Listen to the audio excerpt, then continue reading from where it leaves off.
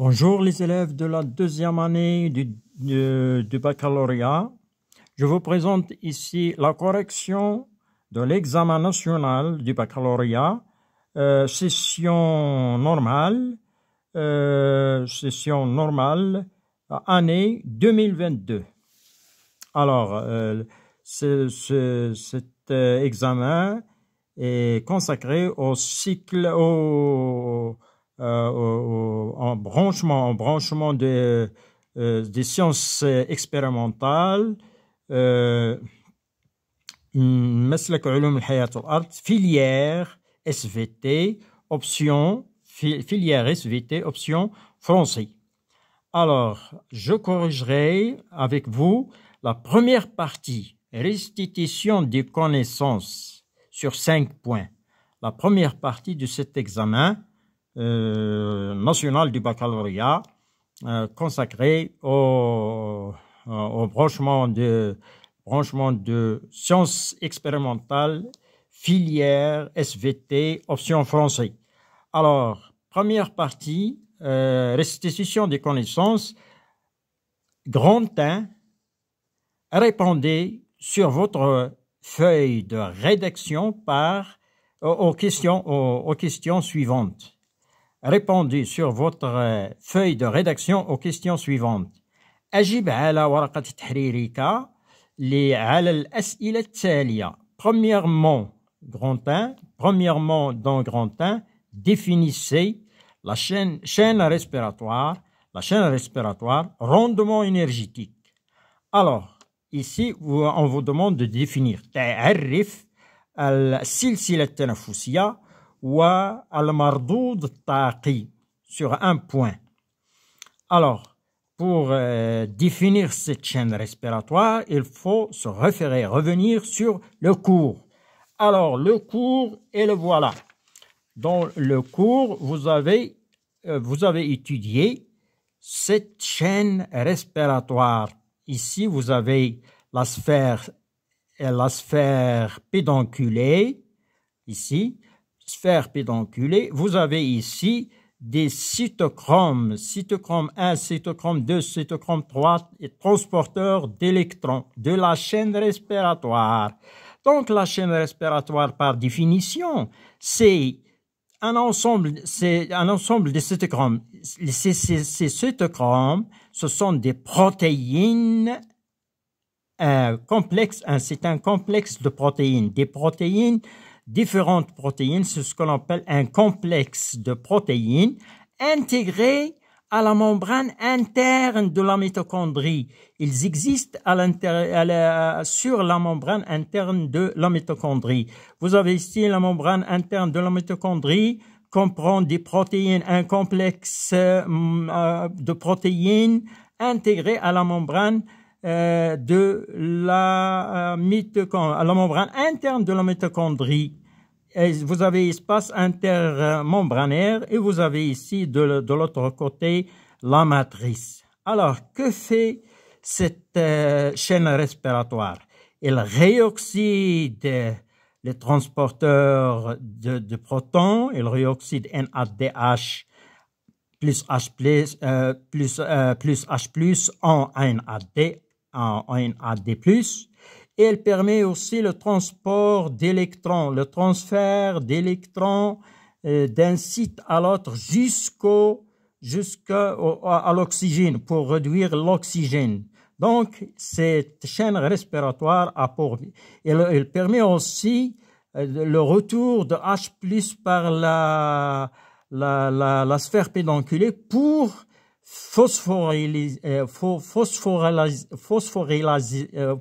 pour la phosphorylation de ADP plus PI qui donne ATP. Donc, la sphère pédonculée qui permet cette phosphorylation le ADP accepte un phosphate inorganique pour devenir ATP, c'est-à-dire pour produire de l'ATP.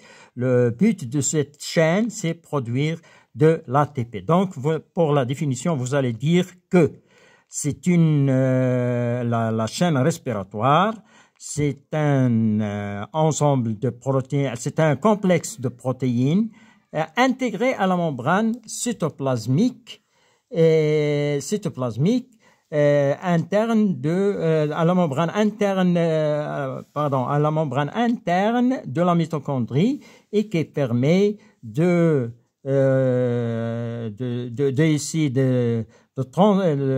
qui participe dans le transfert d'électrons. Il va participer dans le transfert d'électrons jusqu'à l'oxygène et des protons aussi, le transfert des protons de la membrane de la matrice vers la membrane interne, puis qu'ils vont retourner par la sphère et pour produire de l'énergie par ATP dans la sphère pédonculée. Donc, vous allez répondre de cette façon. La définition, la chaîne respiratoire, c'est un complexe de protéines intégrées dans la membrane interne de la mitochondrie. Ce sont ces protéines intégrées dans la membrane interne mitochondriale, qui participent, ici, pour ne pas perdre du temps dans l'écriture, ces protéines membraniques qui participent dans le transfert d'électrons et le flux des protons H+. Le flux de protons H+, c'est-à-dire les protons H+, passe de la matrice vers la membrane l'espace intermembranaire, dans l'espace intermembranaire pour revenir par la sphère pédonculée. Un flux de protons H+, pour produire l'énergie ATP, dans la sphère pédonculée. Plusieurs définitions seront justes. De toute façon, il faut dire c'est un complexe de protéines intégré dans la membrane interne de la mitochondrie. C'est ça l'essentiel de la définition. Si vous ajoutez, il participe dans l'énergie pour produire de l'ATP, c'est bien. Alors, passons maintenant à la deuxième question. Deuxième définition. Rendement énergétique. Al-Mardoud al-Taqi. C'est le Mardoud al-Taqi. Vous devez savoir ça de l'énergie, le rendement. Al-Mardoud al-Taqi. Le rendement énergétique, c'est le pourcentage d'énergie produit par une telle réaction. Une telle réaction énergétique. Une certaine réaction énergétique peut produire une quantité d'énergie. Si cette quantité est très faible, on va dire que le rendement est faible. Si cette quantité il est très grande, on va dire que le rendement énergétique est fort, c'est-à-dire atteint son maximum. Une telle réaction énergétique par rapport à une production maximale. Vous avez le glucose, par exemple, il peut produire le maximum d'énergie, 38 ATP.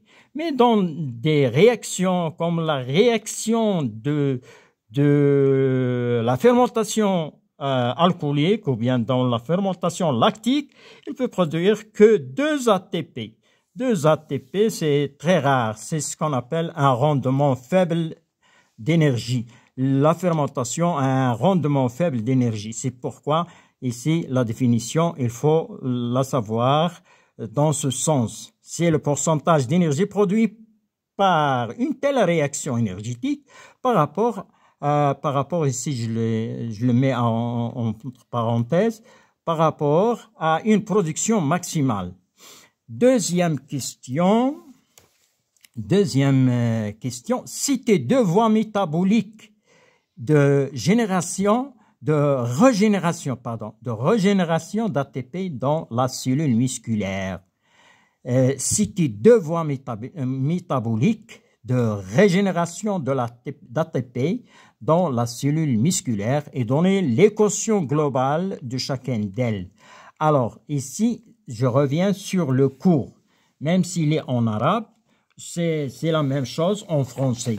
Dans une cellule musculaire, ici, on vous demande des 2 voies métaboliques, c'est-à-dire المسالك استقلابية مسلكين استقلابيين. اعطي اذكر مسلكين استقلابيين لتجديد الأتي بي في خلية عضلية، واعطي التفاعل أو المعادلة الإجمالية لكل واحدة منهما من هذه المسالك. Donc, j'utiliserai, voilà, vous avez la cellule musculaire, la myofibrine, ليف عضلي, myofibrine. Vous avez ici les bandes sombres et les sarcomères, le sarcomère. Vous avez ici le sarcomère et vous avez ici l'hyaloplasme de la cellule, c'est-à-dire le milieu de la cellule. Vous avez ici dans ce hyaloplasme, vous avez ADP. ADP, ça veut dire adénosine diphosphate. Alors, cet ADP, il sera utilisé pour former l'ATP, pour la régénération de l'ATP dans le muscle, qui sera utilisé par le muscle. Cette voie métabolique a pour réaction ADP. Deux ADP réagissent entre eux et donnent AMP, c'est-à-dire acide monophosphore. Il y a ici, il y a une réduction de l'ADP, il donne un ATP, un phosphore il donne un phosphore organique à l'ADP pour donner ATP. Donc, vous avez la première réaction, c'est une réaction rapide anaérobie qui régénère l'ATP. Deuxième voie, c'est la même chose, on utilise ADP plus créatine, la phosphocréatine. La phosphocréatine plus ADP donne ATP plus créatine. Donc la créatine, phosphocréatine, il donne un phosphore plutôt au ADP pour donner ATP, adénosine triphosphate.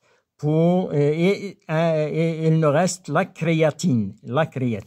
Voilà deux voies. Vous pouvez ajouter la voie lactique ou bien la voie lactique et la voie respiratoire, c'est-à-dire dans le mitochondrie. Alors, on se réfère tout simplement à ces deux voies.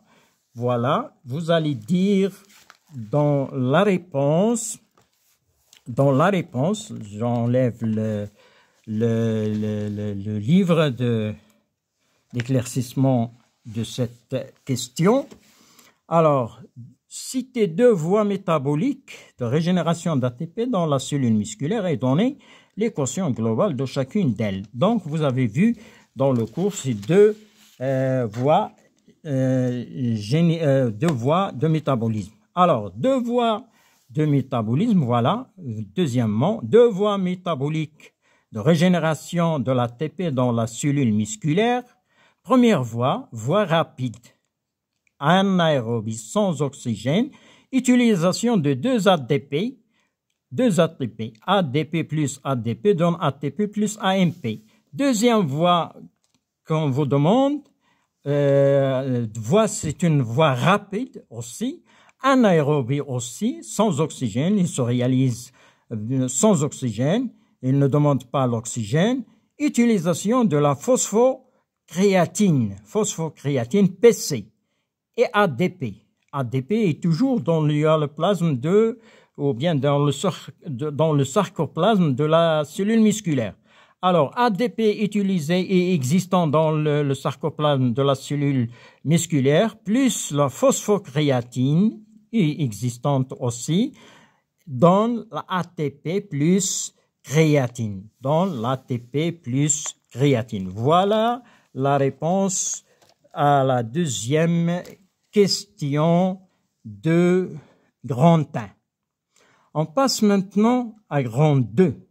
Pour chacune des données numérotées de 1 à 4, il y a une seule proposition correcte.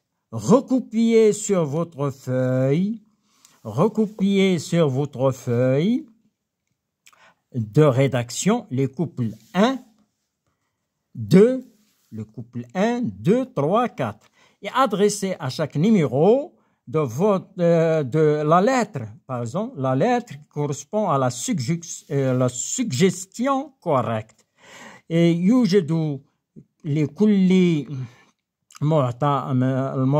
الأرقام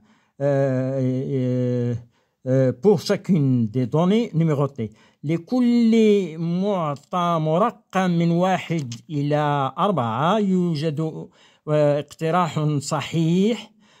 انقل على ورقة تحريرك الأزواج 1 2 3 4 وانسب لكل رقم الحرف المناسب للاقتراح الصحيح. Donc, vous avez premièrement dans la mitochondrie. Premièrement, dans la mitochondrie, ici, vous allez recopier 1 dans votre feuille. Donc, vous allez dire, deuxième question, grand 2, vous allez dire 1, 2,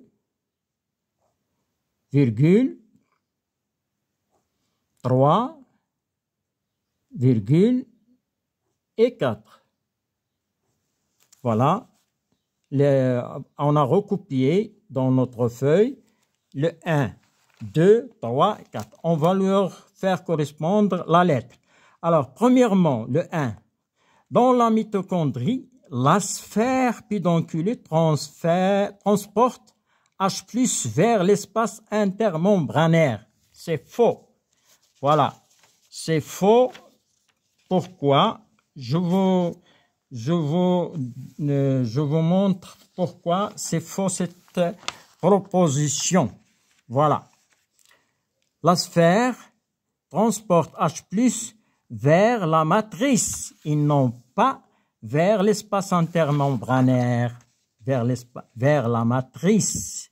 Ici, vous avez ici la matrice et non pas vers l'espace intermembranaire. Ici, vers la matrice. C'est faux.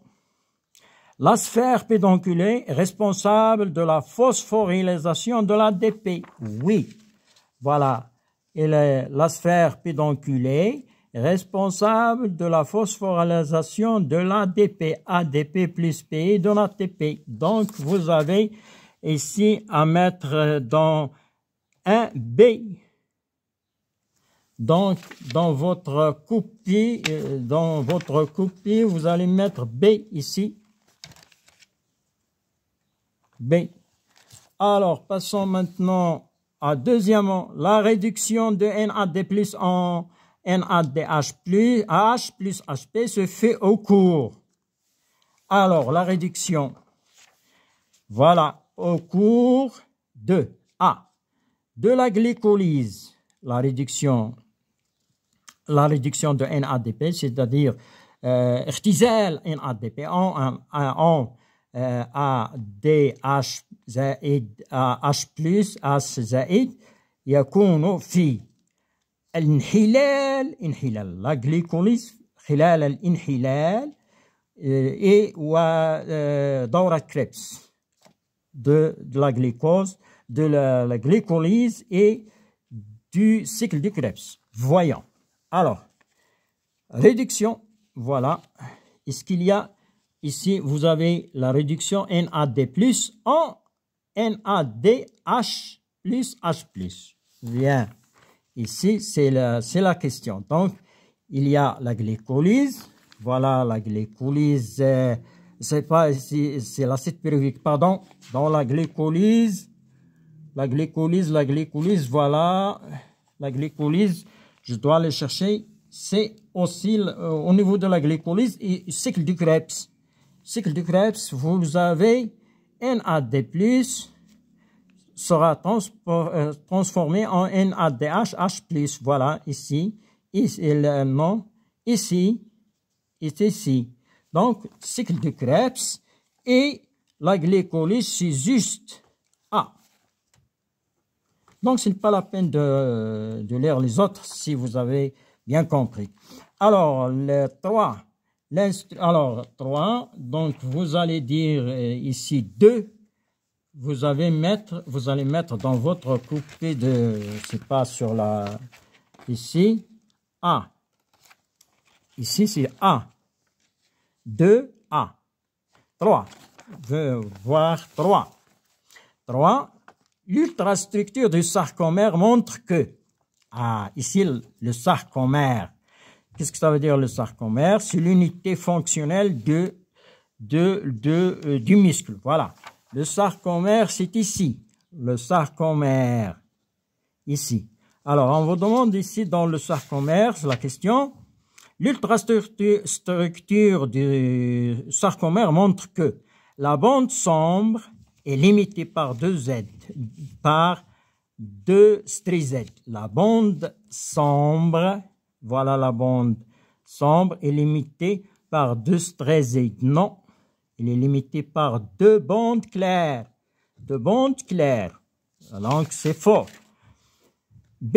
La bande sombre est limitée par 2 bandes H. La bande sombre est limitée par 2 bandes H. Non, c'est faux. 2 bandes claires. Alors, C. Le sarcomère est limité par 2 Z. C'est juste C. Alors, le sarcomère est limité par 2 Z. C'est juste. Donc, et c'est C dans 3.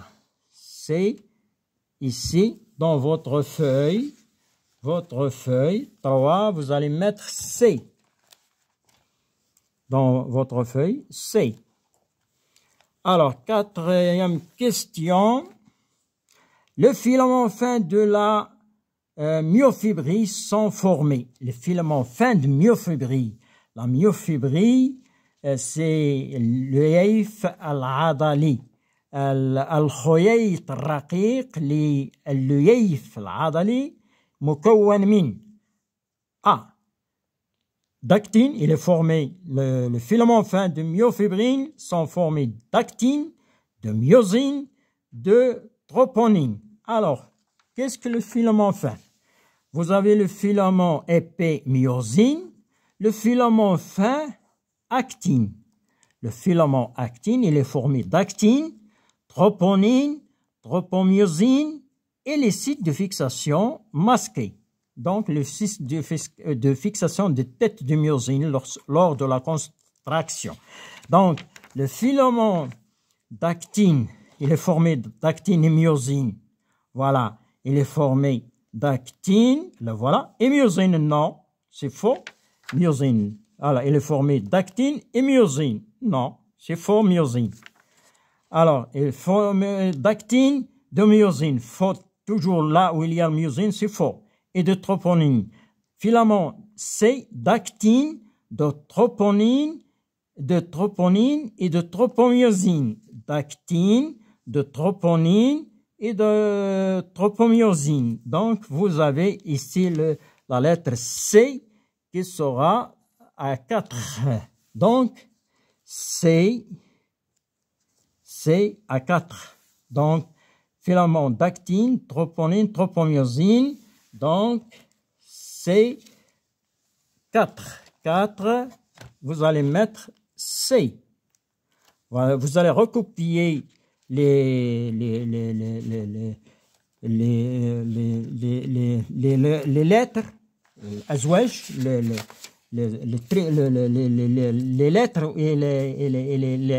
et vous leur faire correspondre les lettres et les numéros. Donc, le couple doit être recopié de cette façon. Il ne faut pas répondre dans la copie. Recopier. On vous demande de recopier sur votre feuille. Alors, passons à la troisième question, grand 3. Recopiez sur votre feuille de rédaction les couples 1, 2, 3, 4, c'est la même chose, et adressez à chacun des 4 numéros de l'ensemble 1, adressé à chaque le numéro de l'ensemble 1, la lettre qui lui correspond parmi les 5 actions proposées, actions proposées de l'ensemble 2. Donc, vous allez correspondre à 1, une lettre. Alors, la 1, dioxygène. Ici, A se fixe sur la troponine. Qui se fixe sur la troponine lors de la contraction musculaire? Ici, vous avez la troponine. Ici, qui se fixe sur cette troponine? C'est le Ca2+. Le calcium, c'est le calcium. Donc, vous allez mettre 2 ici.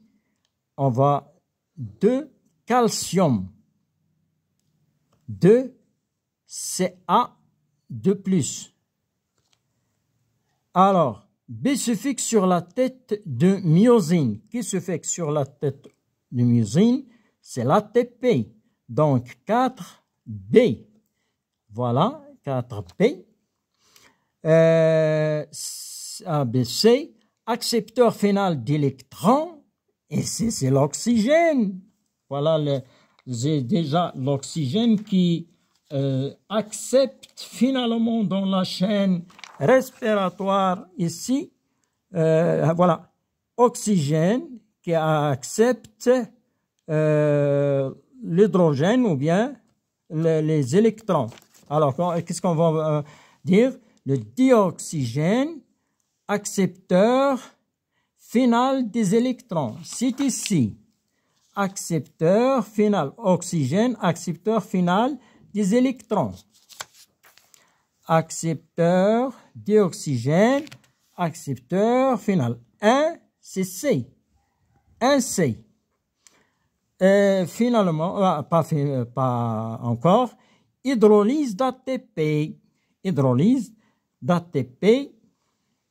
Ici, hydrolyse d'ATP. ATP, on a dit, NADH+, transporteur d'électrons. Hydrolyse d'ATP, il y a 3 transporteurs d'hydrogène, transporteur d'hydrogène. Donc, 3, ça sera E. 3E. Donc, transporteur, ce sont des transporteurs d'hydrogène, NADH+, et ce sont des transporteurs d'hydrogène, d'électrons et d'hydrogène ici, d'hydrogène, visqueux et fixe. Et merci d'avoir suivi cette vidéo. On se retrouve dans la prochaine vidéo sur la correction de la suite de cet examen. Merci.